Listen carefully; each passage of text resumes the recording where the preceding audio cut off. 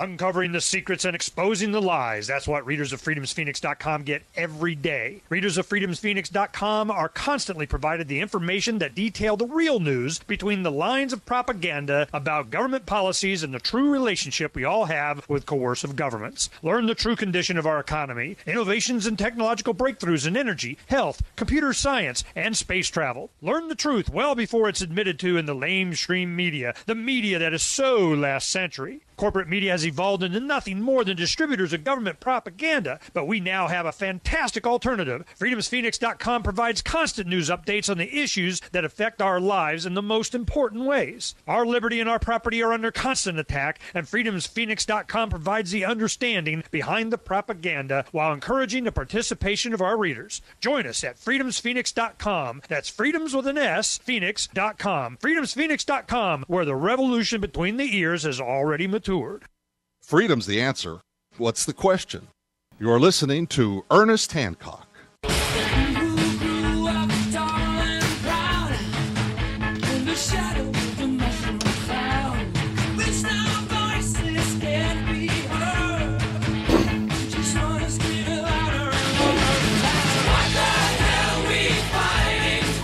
Yeah, some silver bullet.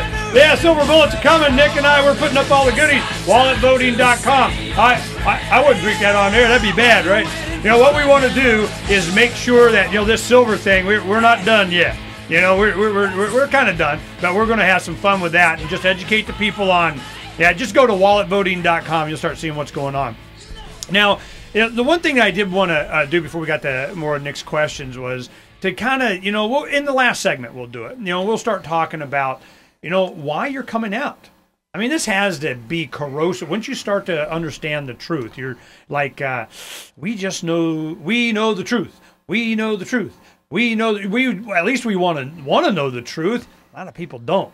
They just want to advocate whatever their position is, make themselves feel better. But a lot of times when you're in using rhetoric and conversation, anybody challenges you, and certainly you start to get some education, you're going, man, you know what? I think I might be the bad guy. Because you go up and you say, there are those that just want to be left alone, those that just won't leave them alone. And I asked, which one are you? Well, he's training the won't leave you alone people. They had to eat at him a little bit. We'll get into that. So let's go ahead and go to Nick. Another question. Did you have the power to fail someone? Well, initially, when I first started as an instructor, I was able to fail people. Yes, I had to sign off on every single recruit that they had actually passed my block of instruction. So it was up to me to actually put my signature on a piece of paper and say, yes, this guy has successfully completed the defensive tactics training as outlined in the guidelines. As time went on, that ability was taken away more and more to the point that in the last couple of years, I could give input, I could refuse to sign the paper, but somebody would sign it and they would get passed. So earlier we talked about how the standards of officers fell, and I know that I have the same perception of an officer as being a jackbooted male thug cop. What about the women? Did they have the same decline in abilities, and did you see a fall there as well? I would have to say that I did, but keep in mind that the percentage of female recruits was extremely low compared to the number of male recruits. And actually that same statement applies to minorities as well. We had very few minorities that I saw complete training. But one interesting statistic, I kept track of this stuff over time, over what percentage of people passed, what percentage failed and all that. I just kind of did it on my own. And I did notice that one of the last classes, the percentage, and not the number of course, but the percentage of female recruits who successfully completed the academy was higher than the males. Do women make better line officers? I mean, from our perspective, as the citizenry. I honestly can't say that they do or do not. I really don't know. I would say they would be less likely to be macho and probably a little more even-tempered. And I can tell you one thing I observed in training is that female recruits, by and large, were easier to train than males. It's one thing. I'm wondering if it's because of their lack of ability to be pushing people around. They're trying to seek other alternatives. But, does it make them more vulnerable also? That could be the case. I will tell you, though, a couple of trends I noticed was some of the physically weaker recruits, and I'm not just speaking of a small woman. It could be a small man or a slight man of some type. They were more apt to go to escalate force. They would be more apt to immediately jump to a chemical weapon or a impact weapon or something like that when possibly it wasn't needed. Napoleon complex. Yeah, well, I think they'd probably just feel more threatened. Yes, yeah. That is correct. I believe that they felt more threatened more quickly. Next question. Were you able to form a view that the police might have held towards the public, and what was their general view towards individual rights? Yeah. Okay, that's a good one. The public is, as a whole, are referred to as civilians by the police, which would imply to anybody that's been in the service that the police, therefore, must be the military. So yes, we are referred to as civilians, and there is very much an us and them mentality that is ingrained in police from the early days of the academy, and that pretty much goes on their entire career. No, everybody is stand up, Nick. I want them to see your shirt. Everybody's an enemy of the state.